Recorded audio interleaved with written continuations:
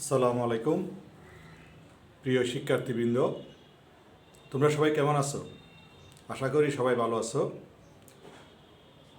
আমরা গতকালকে financial statement principles of accounting subject থেকে ফাইন্যান্সিয়াল স্টেটমেন্টের ইনকাম স্টেটমেন্ট করেছিলাম। কীভাবে ইনকাম স্টেটমেন্ট তৈরি করা হয় আমি গত ক্লাসেই বলেছি। ইনকাম স্টেটমেন্ট দুই ধরনের হতে পারে, দুই ধরনের কোম্পানির হতে পারে। একটা হচ্ছে যে ক্রয় বিক্রয়কারী প্রতিষ্ঠানের ইনকাম স্টেটমেন্ট, আর একটা হচ্ছে যে সার্ভিস রেভিনিউ সেবা আয় ব্যয়কারী প্রতিষ্ঠানের সেবা আয় এরকম প্রতিষ্ঠান, অর্থাৎ সেবাদানকারী প্রতিষ্ঠানের। তা আমরা গতকালকে সেবাদানকারী প্রতিষ্ঠানের ইনকাম স্টেটমেন্ট সার্ভিস রেভিনিউ দিয়ে আমরা অঙ্ক দেখাইছিলাম। আর আজকে আমরা করব ক্রয় বিক্রয়কারী প্রতিষ্ঠান যদি হয় তাহলে কিভাবে ইনকাম স্টেটমেন্টটা আমরা তৈরি করব। তা আমরা জানি ইনকাম স্টেটমেন্ট ক্রয় বিক্রয়কারী প্রতিষ্ঠান, আমরা স্বাভাবিকভাবে গতকালকেও বলছিলাম ইনকাম স্টেটমেন্ট মানে হচ্ছে যে আয় নিট লাভ বের করা। অর্থাৎ আমার ব্যবসা করে একজন ব্যবসায়ীর কত টাকা লাভ বা ক্ষতি হয়েছে এক বছরের মধ্যে বা 6 মাসের মধ্যে অথবা 3 মাসের মধ্যে, অর্থাৎ নির্দিষ্ট একটা সময়ের মধ্যে কত টাকা আয় বা লাভ বা ক্ষতি হয়েছে সেটা নির্ণয় করা। তা আমরা সেবাদানকারী প্রতিষ্ঠানে কালকে দেখাইছি, আমরা স্বাভাবিকভাবেই জানি যে একজন ব্যক্তির আয় থেকে ব্যয় বাদ দিলে লাভ বের হয়ে যায়। তা আমরা সেটা সেবা দানকারী প্রতিষ্ঠানে আমরা গতকালকে দেখেছি। আর আজকে আমরা যেটা ক্রয় বিক্রয়কারী প্রতিষ্ঠানে, এখানেও আমরা এটাকে মাল্টিপল ইনকাম স্টেটমেন্ট বলা হয়। এখানে আমরা করব যে প্রথমে আয়, অর্থাৎ আয় মানে হচ্ছে একটা ক্রয় বিক্রয় প্রতিষ্ঠান, বিক্রয়টা হচ্ছে আয়। সেখান থেকে আমরা প্রথমে বিক্রিত পণ্যের ব্যয়, আমরা ইন্টারমিডিয়েট করছি, বিক্রিত পণ্যের ব্যয় বাদ দিয়ে আমরা মোট লাভ বের করব। আর মোট লাভ থেকে পরিচালন ব্যয় বাদ দিয়ে সেখানে নিট লাভটা বের করব। স্বাভাবিকভাবে এই কাজটাই। তো এইটা আমরা বিবিএতে এবং বিবিএসে যারা পড়ো তোমাদের অবশ্যই করতে হয়। এই জিনিসটা আমরা এখানে ইংলিশে কীভাবে করা হয় সেটা জিনিসটাই দেখাবো। আসলে এটা তোমরা সবাই ইন্টারমিডিয়েট করছো, তারপর আমরা আজকে আরেকবার যারা অন্য গ্রুপ থেকে আসছো বা আগে পারো না তারা ভালো করে এই ভিডিওটা টেনে টেনে দেখবে এবং দেখে যদি তোমার বন্ধুদের সে শেয়ার করে দিবে এবং চ্যানেলটা সাবস্ক্রাইব করে নিবে, পরবর্তী ক্লাস যাতে তোমার কাছে দ্রুত পৌঁছে যায়। ওকে, আমরা শুরু করি তাহলে। আমরা এখানে লিখছি ফাইন্যান্সিয়াল স্টেটমেন্ট ইনকাম স্টেটমেন্ট কীভাবে তৈরি করে। তাহলে আমি এখানে ইনকাম স্টেটমেন্ট ব্যাপারটা তোমাদেরকে একটু ধাপে ধাপে দেখাচ্ছি, ভালো করে খেয়াল করে আমি ধীরে ধীরে দেখাবো যাতে তোমাদের সবার বুঝতে কষ্ট না হয়। তাহলে এখন আমরা দেখব ইনকাম স্টেটমেন্ট। আমরা এখানে গতকালকেই আমরা দেখছিলাম ইনকাম স্টেটমেন্ট।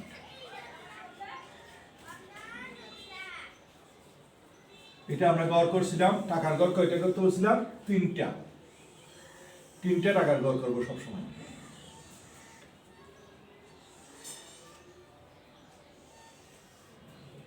এখানে লিখবো যে পার্টিকুলার্স,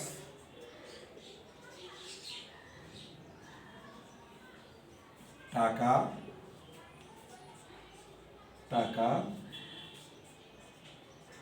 টাকা, বিবরণ টাকা টাকা টাকা। এখন এখানে আমরা গতদিন সার্ভিস রেভিনিউ থেকে কাজ শুরু করছিলাম, আর আজকে যেহেতু ক্রয় বিক্রয়কারী প্রতিষ্ঠানের ইনকাম স্টেটমেন্ট, আমরা এখানে শুরু করব সবসময় সেলস দিয়ে। সেলস টাকাটা আমরা এখানে মধ্য কলামে লিখব। এখানে এবার সেলসের সাথে যে সমন্বয়গুলো থাকতে পারে, যেমন সেলস রিটার্ন অ্যান্ড অ্যালাউন্স থাকতে পারে, তারপরে সেলস ওমিটেড অর্থাৎ অলিখিত বিক্রয় থাকতে পারে। তাহলে এই সমস্ত জিনিস অলিখিত বিক্রয় থাকলে আমরা এটার সাথে যোগ করব, আর সেলস রিটার্ন থাকলে আমরা এখান থেকে বিয়োগ করব। তাহলে এখান থেকে আমরা একটা জিনিসই দেখাই শুধু আজকে, সেলস রিটার্ন।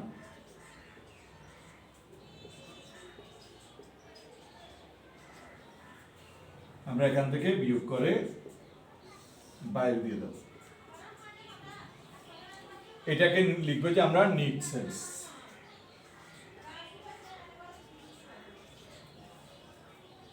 এইভাবে আমরা সেলসকে ক্রয় যা যোগ বিয়োগের কাজ থাকবে এইভাবে করে আমরা নিট সেলসটা লিখে বাইরে নিয়ে যাবো। এটা এবার এর সাথে এখানে থেকে আমরা গতকালকে service revenue, total service revenue লিখে ওখান থেকে বিয়োগ সরাসরি অপারেটিং এক্সপেন্সে চলে গেছিলাম, কিন্তু আমরা আজকে সরাসরি যাব না।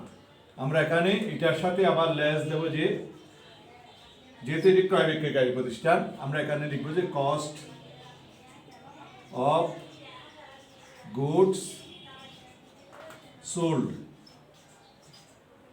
এখানে কুলন দেব। তার মানে কি আর কস্ট অফ গুডস মানে এই যে আমরা পণ্য বিক্রি করতে এখানে আমার খরচ কত গেছে, এইটার আমার বিক্রিত পণ্যের ব্যয়, অর্থাৎ এই যে পণ্য বিক্রি করছে এটার ব্যয় কত গেছে। এটা আমাদেরকে অনেক সময় দেওয়া থাকে, প্রশ্নমাদ অনেক সময় দেওয়া নাও থাকে, তবে ম্যাক্সিমাম অঙ্কে দেওয়া না থাকবে না। তাহলে আমাদের বের করে নিতে হবে। তো আমরা কীভাবে বের করব? আমরা বের করব যে খেয়াল করবে ভালো করে, আমরা এখানে প্রথমে ওপেনিং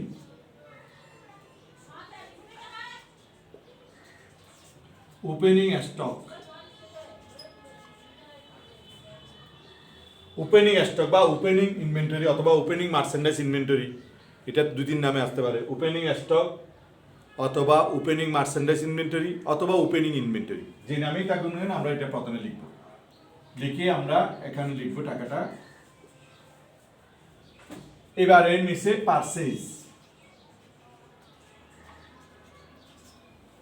পারচেজ মানে হচ্ছে ক্রয়। পারচেজ মানে কি? ক্রয়। তাহলে পারচেজ এখানে লিখব আমরা। লিখে পারচেজের তার সাথে যদি কোনো কাজ না থাকে আমরা সরাসরি এখানে লিখব। আর যদি পারচেজের সাথে যোগ বিয়োগের কাজ স্বাভাবিকভাবে থাকে সেই কারণে আমরা এখানে লিখব। কি কি যোগ বিয়োগের কাজ থাকতে পারে? যেমন এই যে অলিখিত ওমিটেড পারচেজ, অলিখিত ক্রয় থাকতে পারে, তারপরে ধারে ক্রয় থাকতে পারে, তারপরে তোমার পারচেজ ডিসকাউন্ট থাকতে পারে, তারপর পারচেজ রিটার্ন থাকতে পারে। ঠিক আছে, যাই কিছু থাকুক না কেন আমরা এখান থেকে এটা বাদ দিয়ে দেখাবো।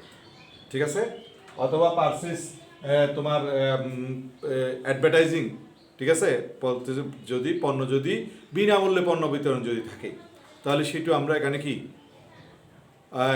বিয়োগ করে দেব। তো আমরা এখান থেকে জাস্ট একটা নমুনা দেখাচ্ছি আমি। বিয়োগ পারচেজ রিটার্ন,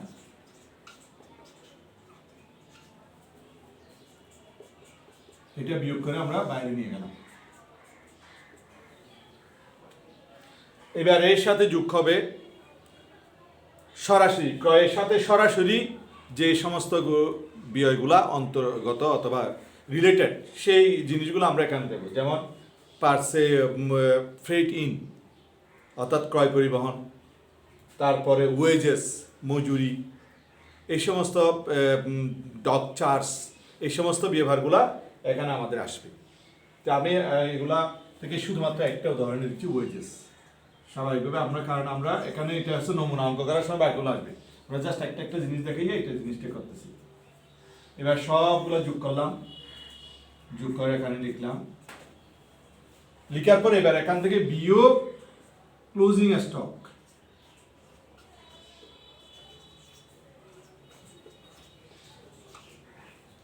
ক্লোজিং স্টক এখানে লিখবো আমরা।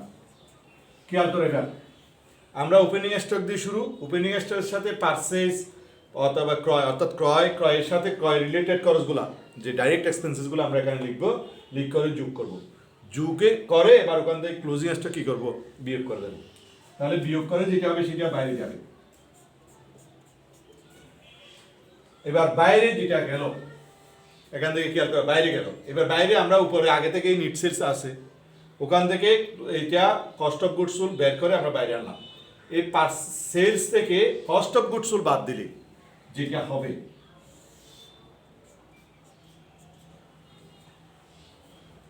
এটা আমরা এখানে বের করলাম। খেয়াল করে পারচেজ সেলস থেকে কস্ট অফ গুডস বাদ দিলে সেটাকে আমরা লিখবো যে গ্রস প্রফিট। আমি এটা এখানে ভালো করে না দিলে আমরা উপরে আবার লিখবো এটা গ্রস প্রফিট। তাহলে গ্রস প্রফিট আমার বের হয়ে গেল এইভাবে। অর্থাৎ ইনকাম স্টেটমেন্টে এখানে আমরা দুইটা জিনিস বের করবো, একটা হচ্ছে মোট লাভ অর্থাৎ গ্রস প্রফিট, আর একটা হচ্ছে নিট লাভ। আমরা সেলস থেকে কস্ট অফ গুডস সোল্ড বাদ দিয়ে দিলে যেটা হবে সেটা হচ্ছে গ্রস প্রফিট। তাহলে আমরা এখানে গ্রস প্রফিট পর্যন্ত বের করলাম। এই গ্রস প্রফিট আমরা এখানে, এবার গ্রস প্রফিটের পরের অংশটা আমি উপর থেকে আবার দেখাচ্ছি যেহেতু এখানে জায়গা নেই।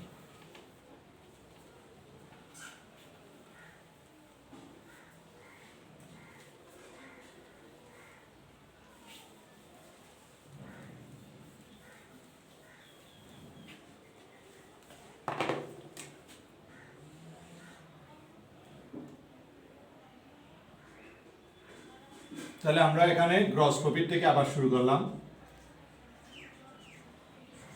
গ্রস প্রফিট মানে কি বলছি? মোট লাভ। তাহলে মোট লাভটা আমরা এখানে দিয়ে দিলাম। মোট লাভ বের হয়ে গেল আমাদের। তাহলে গ্রস প্রফিট লিখলাম। গ্রস প্রফিটের সাথে আমরা লেস অপারেটিং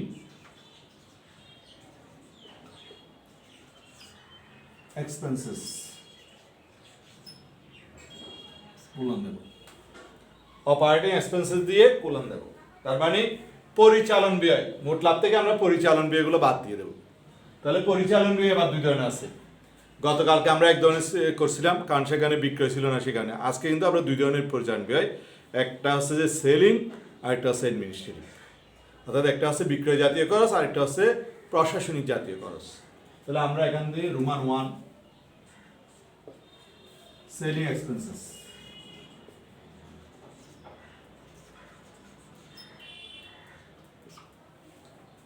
এবার সেলিং এক্সপেন্সেস সরাসরি দিয়ে দিতে পারে, প্রশ্নের মধ্যে দিয়ে থাকলে সরাসরি আমরা এখানে লিখে দেব। আর যদি সরাসরি যদি দেওয়া না থাকে তাহলে আমাদের বের করে নিতে হবে। তো এই সেলিং এক্সপেন্সেস যা যা আছে সেগুলো একসাথে লিখতে হবে। তাহলে সেলিং এক্সপেন্সের মধ্যে কী কী থাকতে পারে? ফ্রেট আউট, বিক্রয় পরিবহন, অ্যাডভার্টাইজমেন্ট, সেলসম্যান স্যালারিজ, ঠিক আছে? এই জাতীয় জিনিসগুলোই আমরা এখানে লিখবো। আমি কয়েকটা জাস্ট দুইটা উদাহরণ আমি দিচ্ছি। প্রথমে আমরা লিখবো যে অ্যাডভার্টাইজমেন্ট,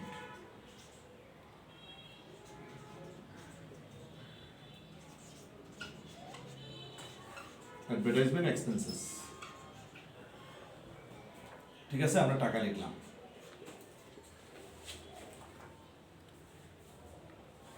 এরপর আমাদের সেলসম্যান স্যালারিজ থাকতে পারে, সেলসম্যান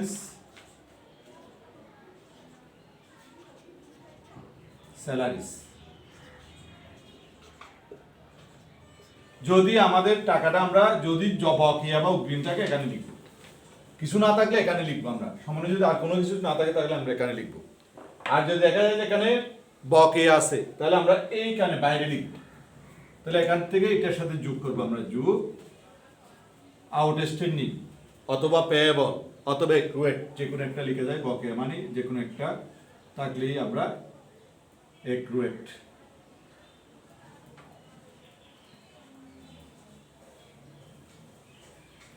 অ্যাক্রুয়েট সেলসম্যান স্যালারিজ এখানে আমরা লিখব, যোগ করে বাইরে দিয়ে দেবো। তাহলে আমি এখানে দুইটা উদাহরণ নিচ্ছি, শুধু এই দুইটা যোগ করে আমরা এখানে দেব। এবার রোমান 2 অ্যাডমিনিস্ট্রেটিভ,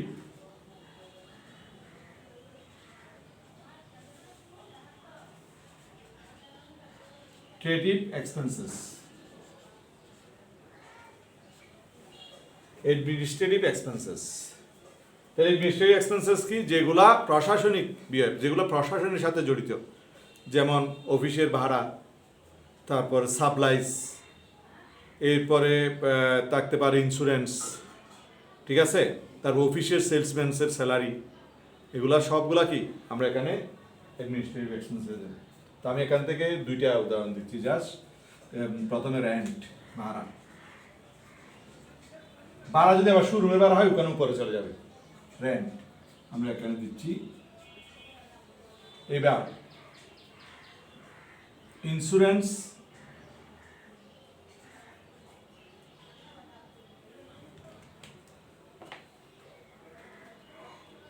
আমরা সাপ্লাইজটাই লিখি, ইন্স্যুরেন্সটা আমরা গতকালকে দেখেছি, এখানে লিখি সাপ্লাইজ।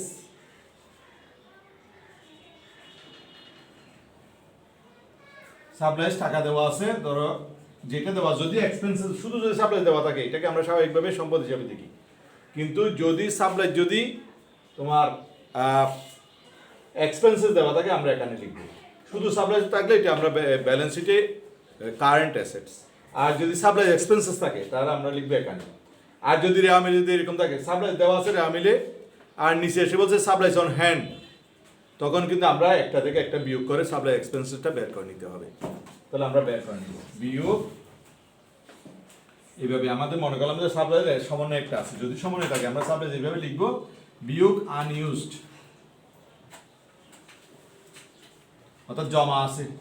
তাহলে সাপ্লাই আমরা ধরো 10,000 টাকা ছিল, সেখান থেকে অব্যবহৃত আছে 5,000, তাহলে আর 5,000 টাকা বাইরে যাবে। এখানে সূত্র লিখতেছি। এবার আমরা দুটো যোগ করে বাইরে দেব। খেয়াল করো, আমরা এই দুইটা যোগ করে বাইরে আনলাম। এখন তাহলে এখানে দুইটা ধরনের সেলিং এক্সপেন্সেস একটা আসলে অ্যাডমিনিস্ট্রেটিভ এক্সপেন্সেস একটা আসছে, দুইটা ক্যাটাগরি আসলো, বাইরে একটা দুইটা যোগ করলো। তা আমি এটাকে বোর্ডে পালা করে সুন্দর করে দেখানোর জন্য আমি একটা জিনিস দেখাচ্ছি, এটাকে আর সংক্ষেপ করে ফেলি। এই দুইটা তো সবাই বুঝতে পারছে এভাবেই আসবে, তো এগুলো আমি মুছে জাস্ট দুইটা জিনিসই আমি এখানে লিখে এই দুইটা এখানে লিখে যোগ করে বাইরে দেখাচ্ছি। তাহলে সবাই একটু খেয়াল করো।